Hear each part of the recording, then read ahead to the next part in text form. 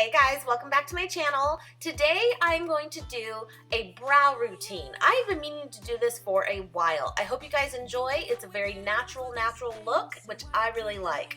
So to get started, I love my all-time favorite, the Anastasia Beverly Hills brow brush. I love it, and it's in the number 7. And all I do is take the spoolie in, kind of brush them out. Now right now my brows actually are not terrible, but they do have a little bit that still needs to be cleaned up, so that's what I always do and kind of check. I shouldn't say always, that's not true, but every so often for sure, kind of just run through and do that and clean them up. Now truth be told, I have actually always done the method of getting my brows waxed, but I have not done it in a very long time, like over a year for sure. But since doing that, I feel like I've been able to really keep up with them and the shape that they were when they had done them. So I really haven't had to go back because I am being able to just kind of keep up with them with tweezers, and it hasn't been too bad. But I would totally wax them again if needed. I know people are really into threading. It's just something I have not tried. Once you've done that, my go-to right now is the Too Faced Brow Envy. I absolutely love it. I love using the brunette shade, and actually I'm using the setting wax now too. What I like to do, and this is a method that, it just, I feel works for me to create definition, but also keep a really natural look. And so this is where people will do things however they want. But I like to go in with the powder, the brunette powder, and really define under my brow. Kind of heavy-handed even, more like darker than I would probably really want, but that's how I begin. And I just go along under my brow, what I naturally have. And at that point, that's when I will take that product that's excess on underneath and start pushing it up into my brow.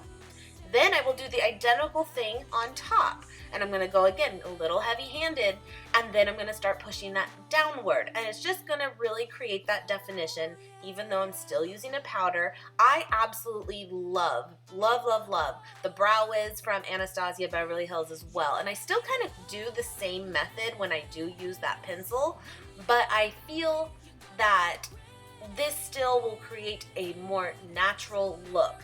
And I think if you're someone just starting out with doing your brows, I think this is a really good idea. Even start with a brown eyeshadow that's close to, your hair color and stuff. Don't even have to go and get a true brow product to practice with, just to try it out. So I'm just kind of, again, keeping with my shape. I will say I'm maybe a little luckier than some people that I have that guide, because some people have literally no brows at all. I think mine are pretty thin, but I still do have a full brow.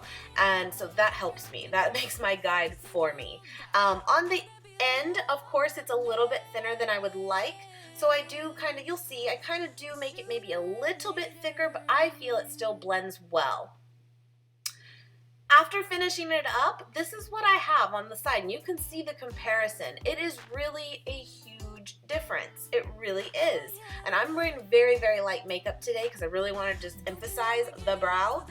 Now I'm going to take that setting wax, and I'm going to use the little brush that it comes with. This is kind of new for me. I usually would use a brow gel, but I'm actually using this setting wax, and I was like, you know what, I kind of like this.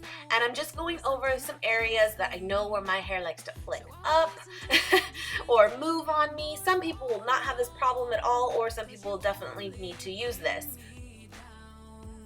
I did go in and do my other brow. I will say, this is where everyone will say it. It is so true that your brows are never identical. They're sisters, not twins. We've all heard it, and it's so true. Mine, I feel, are pretty equal. They really are.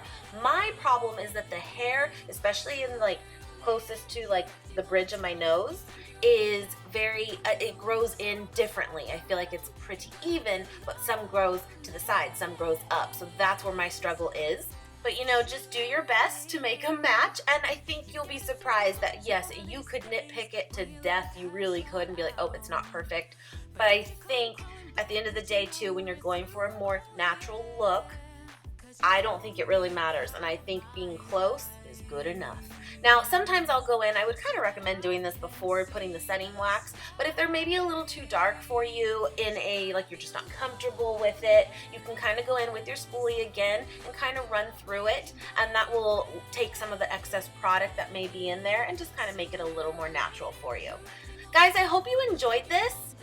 Doing brows is something I do very often now, but in the past, I will say it was nothing that I really ever did.